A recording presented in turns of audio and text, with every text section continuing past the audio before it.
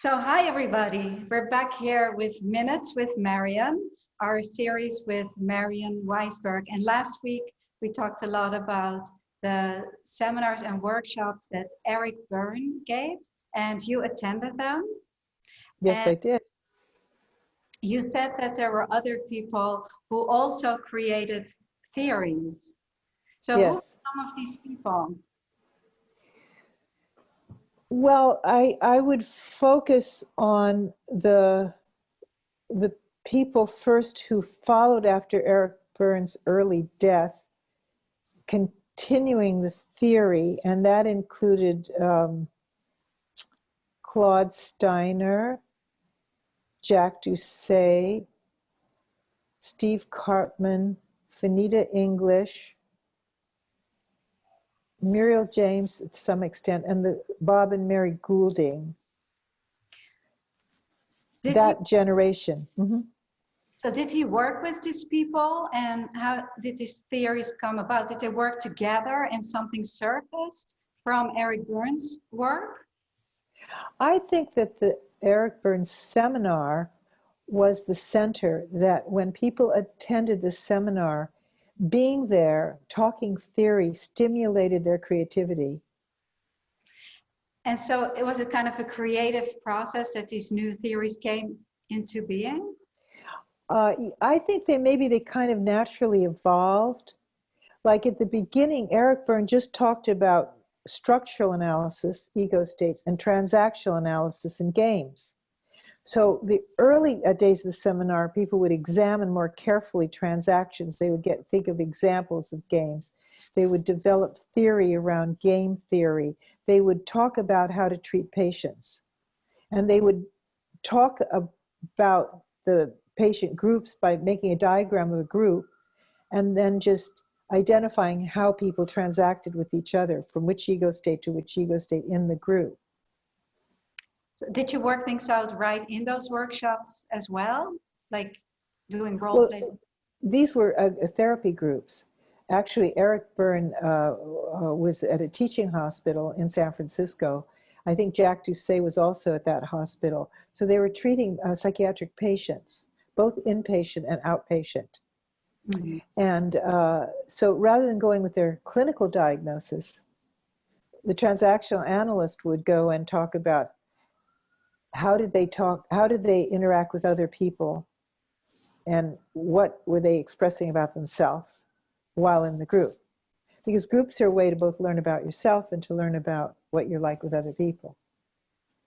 So a lot of these theories came out of the groups. They were really experiential then, in a way. I think that the theories came out of all of those people I've mentioned who are very good clinicians. And really, we all learn from our patients. We learn by interacting with people and examining them in a scientific way, studying what human nature is like and how people are. So people, I think, had a large group of clinical attendees so they could study how people interact in a group. But people were looked at as being normal, not abnormal. Mm-hmm. You wouldn't approach somebody by, for example, asking yourself what their diagnosis is. So you mean from an okay place? Well, I think that the philosophical assumption is that people are okay. And Eric Berne's favorite phrase was, people are born princes and princesses and then get turned into frogs. Mm-hmm. So you would assume that behind each froggy behavior is an okay person doing a froggy thing, if you will, you know. And the idea of TA was to get them back in touch with the prince or princess in them, the okay part. It sounds a little bit like a spiritual aspect, the okayness inside. Does it? The source, yes. Well, maybe there's some, through line here somewhere too. There must be. Is there one person that we can address today, like one of the people that brought forth a theory? What was the theory? Who were they? Well, I have a diagram here, if you can see this, of what we call the drama triangle. The roles here are rescuer, persecutor, and victim.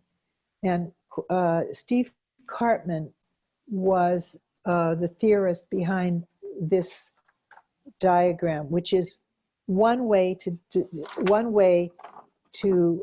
explain games, which is that there's three roles: the persecutor, the rescuer, and the victim. And Steve Cartman analyzed fairy tales, and he realized in fairy tales what made them exciting was that there was always this roles where people would shift roles, like Red Riding Hood is a rescuer who then ends up a victim. So he would take fairy tales and he saw the same dynamic, which is that there always has to be dramatic action. And games are about switching around in roles. And the roles that we talk about in the drama triangle, that's what this is called, are these three roles.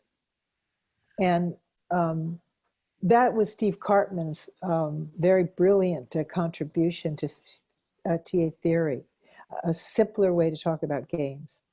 Yeah. So so Berne really talked about games, and then Cartman came up with the drama triangle. Correct, which was in a way a more simple way to identify games, because games basically are a series of interactions predictably with a negative payoff. So that starts with an ulterior transaction and then a cross transaction and a payoff. But that's a little harder to understand or to see than just to simply watch people go into the role of either rescuer or persecutor or victim. And there's an excitement in these roles, and that's why people stay in them. What's the excitement? Good question. I think the excitement is that you already can feel that drama happening. Just like the attraction of a fairy tale or a story is that you know that there's going to be a switch. If you just talked about a lovely young woman having a beautiful life, there would be nothing to talk about, no excitement. But if you say she had a beautiful life and then someone came along and something else happened and she ended up then being in the victim position and begging on the street, and then she ended up with someone coming along and rescuing her, but then because they did it badly she switched to persecutor. Those kinds of switches are exciting. Yeah, and that's why we all love fairy tales, I guess, because they have in it. So what was their relationship? Was that all, they got along, all these people that brought in the new theories, or was it competitive? Well, a few of those people I mentioned weren't in San Francisco, but they were going to the conferences and they were being stimulated by the presentations enough to be able to either begin to write their own theories or write theories built on what already had been established as the basic TA. At the early years, the ITA, the International TA Association, had a bulletin. And in the bulletin, people would contribute theories.